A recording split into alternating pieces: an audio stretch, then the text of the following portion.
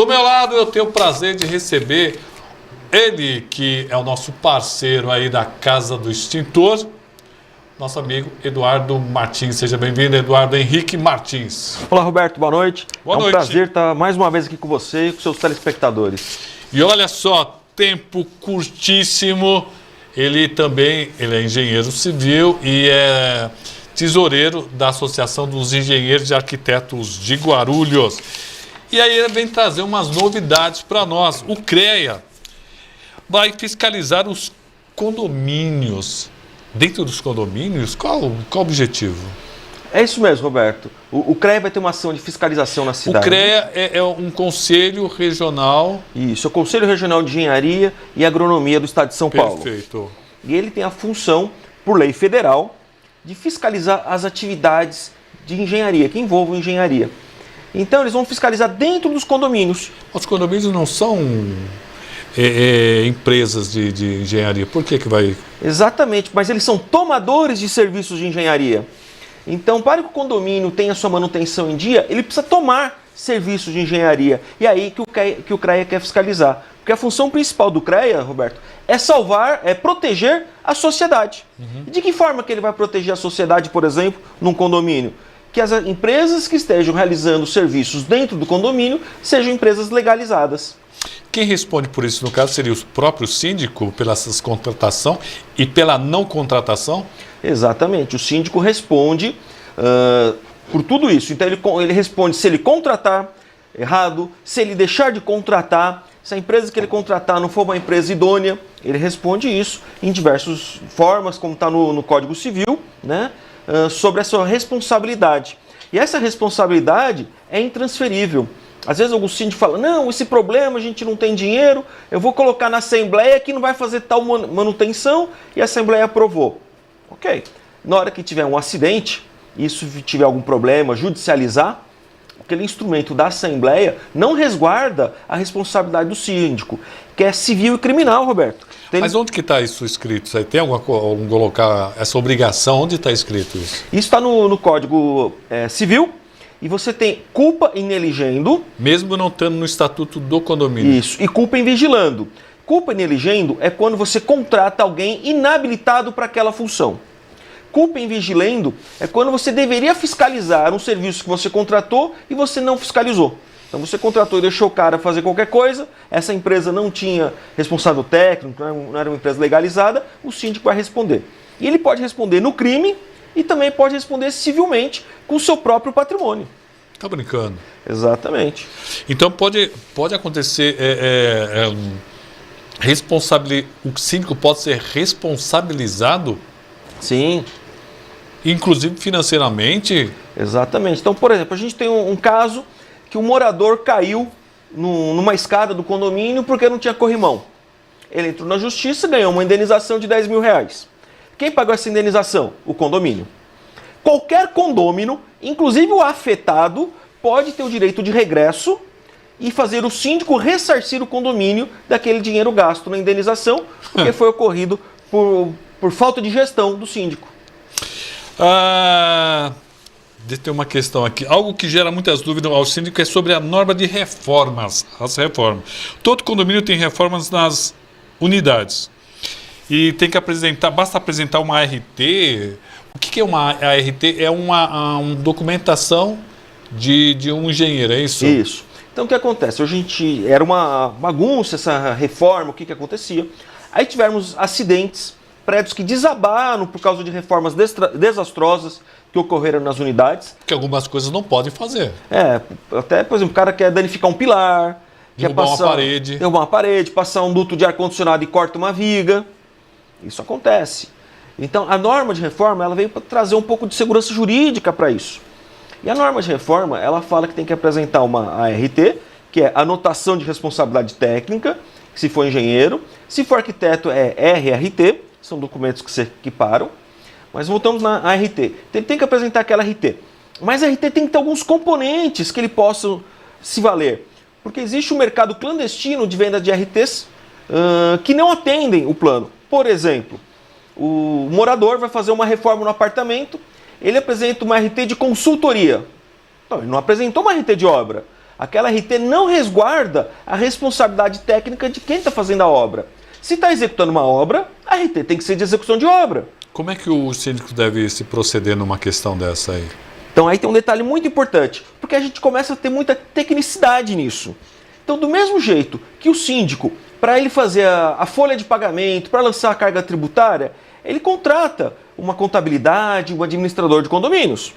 Quando o síndico tem que fazer uma ação contra o morador para recebimento, quando ele tem uma ação trabalhista ou qualquer ação judicial que um condomínio tem, o que ele faz? Contrata um advogado. Então o condomínio também tem que começar a contratar um engenheiro. E a própria norma de reformas fala isso, que o síndico tem que receber o plano de reforma e encaminhá-lo para avaliação técnica de profissional responsável. Então ele tem que ter um engenheiro que possa avaliar se aquele plano de reforma confere com o que vai ser feito no condomínio, na unidade. A questão das reformas, existe um prazo, existe alguma regra? Por exemplo, a pessoa é eleita síndico, já tem alguns anos, os prédios e tal. Como é que é estabelecido essas reformas e como proceder? E se elas são obrigatórias mesmo que a Assembleia não aceite? Como é que funciona isso? Isso, muito interessante você ter falado isso sobre as reformas e a manutenção predial no todo, né? Não agora da área da unidade individual, né, particular, mas sim do condomínio. Roberto, é que a gente não tem essa cultura no Brasil, infelizmente. Mas quando você compra um carro, no manual fala lá que você tem que trocar o óleo. Uhum. Ninguém te multa, ninguém vai bloquear o seu carro, mas você vai lá e troca o óleo. Por que você faz isso? Porque você quer a garantia da vida útil do seu carro por mais anos.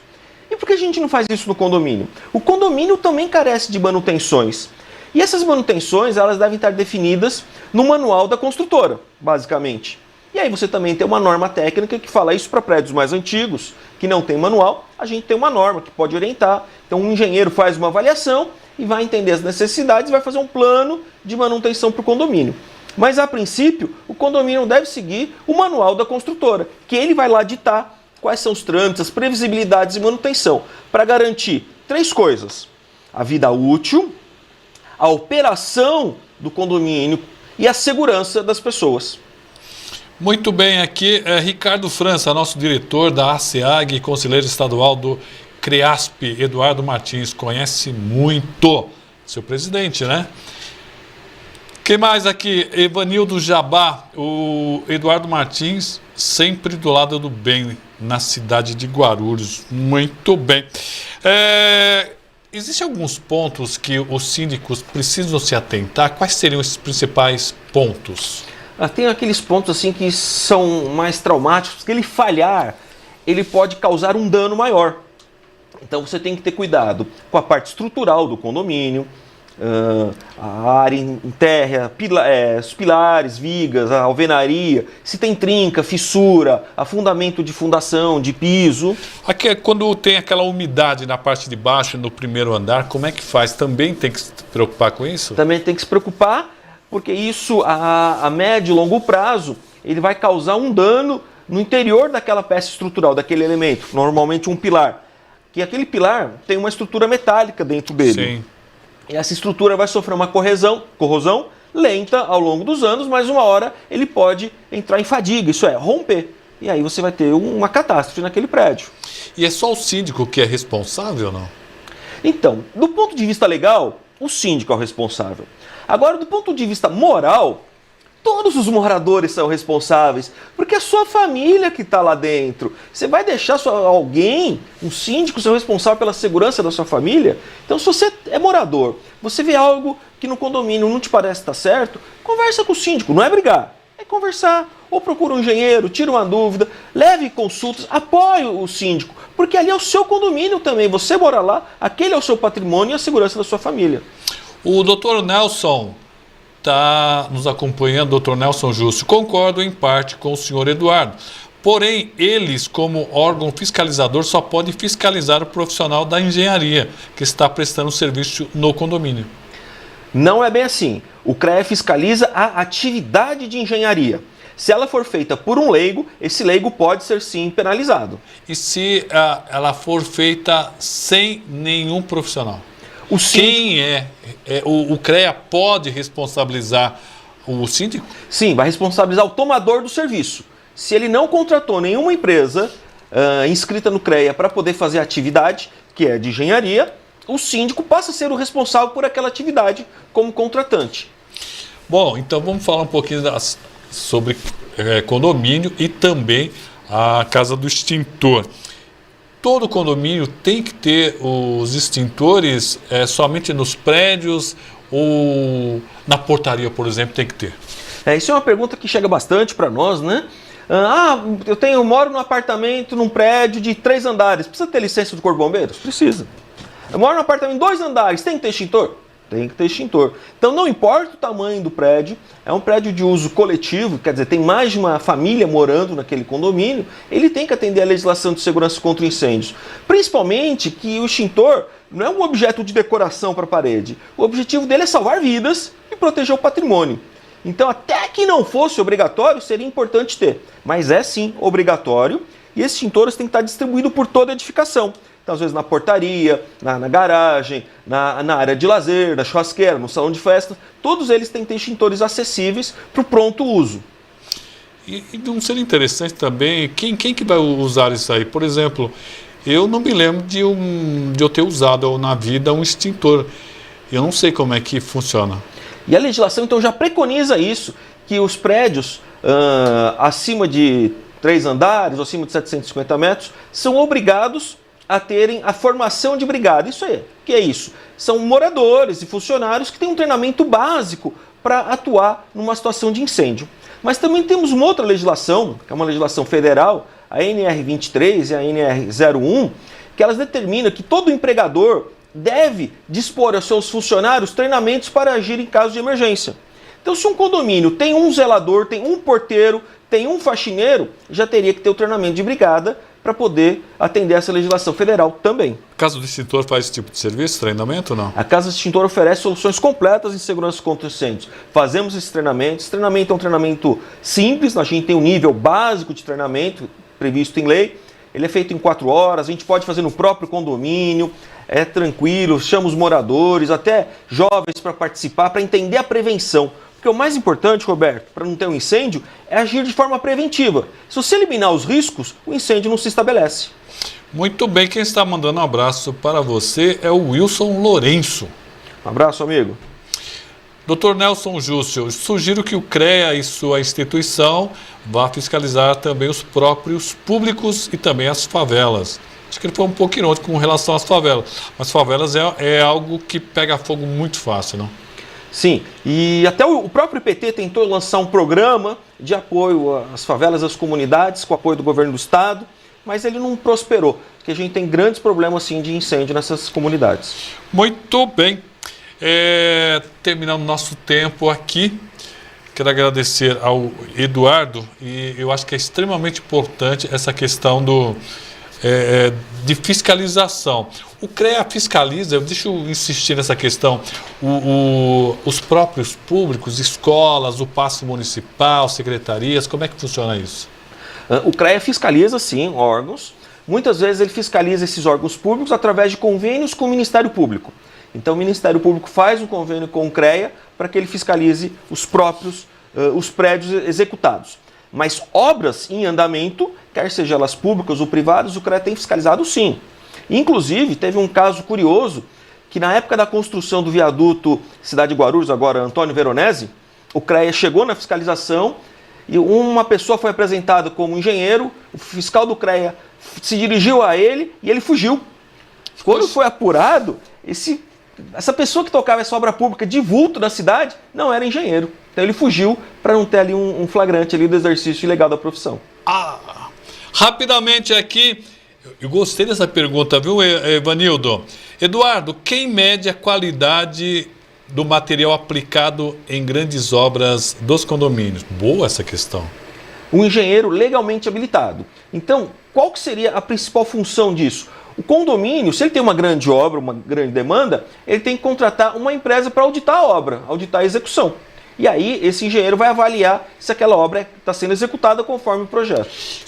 Caso o prédio apresente rachadura porque a areia não era de boa qualidade ou o ferro não era da espessura correta, o engenheiro responde por isso? Sim, o engenheiro construtor vai responder por isso. Então tem os prazos que a lei estabelece de reclamações de vícios, né? Mas, por exemplo, o caso desse, uma areia de má qualidade, isso é considerado um vício oculto. Então o prazo para perceber isso é longo, e aí o prazo passa a contar de 5 anos de quando o vício se mostrar. Então, se o vício demorar 10 anos para ser visto, ali passa a contar o prazo de reclamação.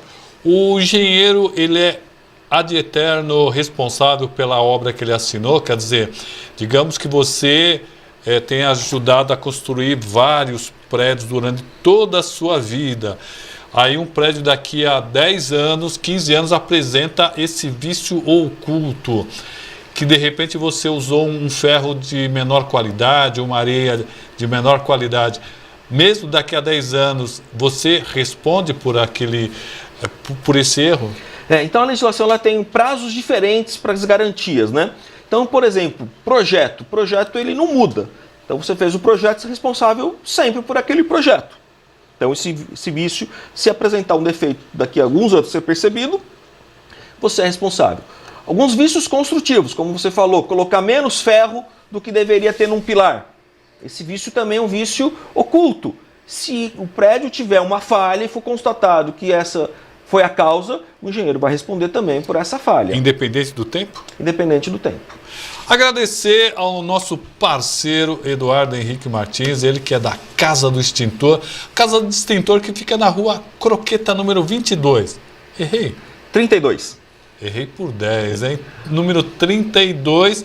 E além de vocês entregarem os extintores, vocês têm todo um trabalho mais complexo, certo? Sim, fazemos os projetos de prevenção e combate a incêndios, que é o famoso AVCB, edificações menores tem outro documento que chama CLCB, todo esse trâmite para licenciar a edificação junto ao Corpo de Bombeiros e até a Prefeitura, para licenciar a empresa, atividade econômica, que demandam laudos de engenharia, a gente faz todo esse trabalho lá. Se a empresa precisar de treinamento para os seus funcionários e colaboradores, chame a Casa do Extintor. Telefone, sabe de cabeça? Vamos lá, 4963-3456. Repete. 4963-3456. Esse telefone é WhatsApp também. Muito bem. Agradecer a Eduardo Martins, nosso parceiro, sempre conosco aqui, Casa do Extintor. Sempre lembrando, né, que independente do tamanho da sua loja, do seu escritório, da sua empresa, os extintores precisam estar em dia. Geralmente é um ano, é isso? Um ano. Um ano, então dê uma olhada lá.